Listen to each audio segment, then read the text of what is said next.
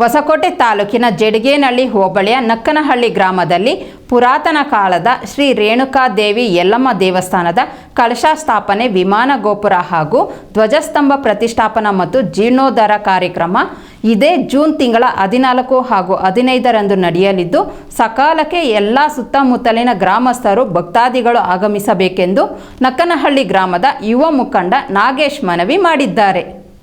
ಹೌದು, ಬೆಂಗಳೂರು ಗ್ರಾಮಾಂತರ ಜಿಲ್ಲೆ ಹೊಸಕೋಟೆ ತಾಲೂಕಿನ ಜಡಗೇನಹಳ್ಳಿ ಹೋಬಳಿಯ ನಕ್ಕನಹಳ್ಳಿ ಗ್ರಾಮದಲ್ಲಿ ಪುರಾತನ ಕಾಲದ ಶ್ರೀ ರೇಣುಕಾದೇವಿ ಯಲ್ಲಮ್ಮ ದೇವಸ್ಥಾನ ಒಂದು ಸಣ್ಣ ಗುಡಿಯಾಗಿತ್ತು.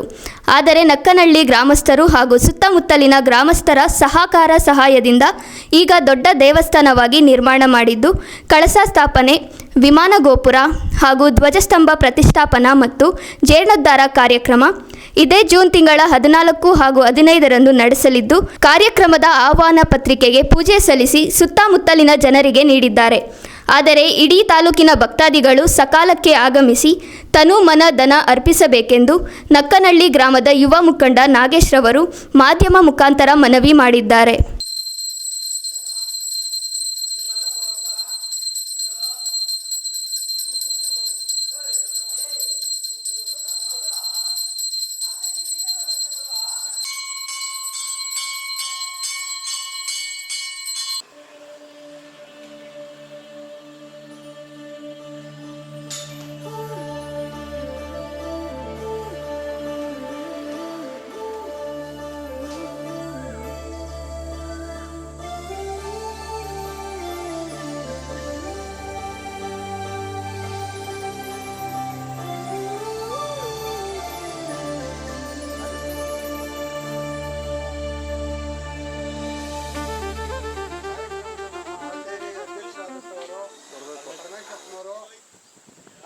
ನಾಗೇಶಪ್ಪನವರಿಗೆ ಈ ಕಾರ್ಯಕ್ರಮಕ್ಕೆ ಬರಬೇಕಂತ ಇವರು ಯುವಕರಲ್ಲಿ ಚೆನ್ನಾಗಿದ್ದಾರೆ. ಇವರು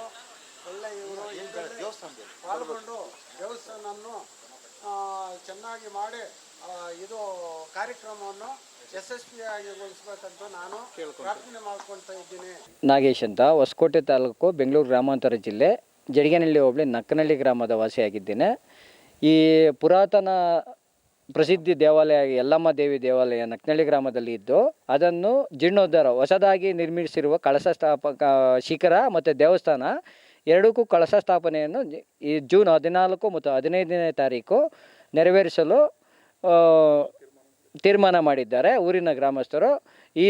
ಈ ದೇವಾಲಯಕ್ಕೆ ನಕ್ಕನಹಳ್ಳಿ ಗ್ರಾಮ, ಸುತ್ತಮುತ್ತಲಿನ ಗ್ರಾಮಸ್ಥರು ಮತ್ತು ಈ ದೇವಾಲಯ ಒಕ್ಕಲೂರು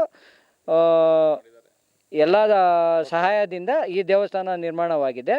14 ಮತ್ತು 15ನೇ ತಾರೀಕು ಕಾರ್ಯಕ್ರಮ ಇರುವುದರಿಂದ ಎಲ್ಲ ಸುತ್ತಮುತ್ತಲಿನ ಗ್ರಾಮಸ್ಥರು ಮತ್ತು ಊರಿನ ಗ್ರಾಮಸ್ಥರು, ಒಕ್ಕಲಿಗರು, ಒಕ್ಕಲು ಕುಲದವರು ಮತ್ತು ದೇವಸ್ಥಾನದ ಭಕ್ತಾದಿಗಳು ಬಂದು ಸಕಾಲಕ್ಕೆ ಬಂದು ಈ ಕಾರ್ಯಕ್ರಮವನ್ನು ಯಶಸ್ವಿಗೊಳಿಸಬೇಕಾಗಿ ತಮ್ಮಲ್ಲಿ ಕೇಳಿಕೊಳ್ಳುತ್ತೇನೆ.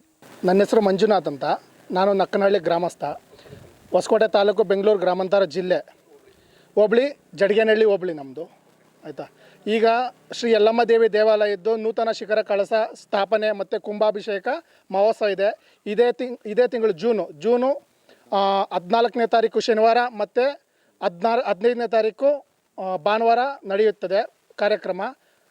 ಅದಕ್ಕೆ ಭಕ್ತಾದಿಗಳೆಲ್ಲ ಬರಬೇಕು, ಬಂದು ಅವ್ರ ಕೈಲಾದ ಸಹಾಯ ಮಾಡಿ ಮತ್ತು ಕಾರ್ಯಕ್ರಮನ ಚೆನ್ನಾಗಿ ನಡೆಸಬೇಕೆಂದು ಕೋರ್ತೇವೆ.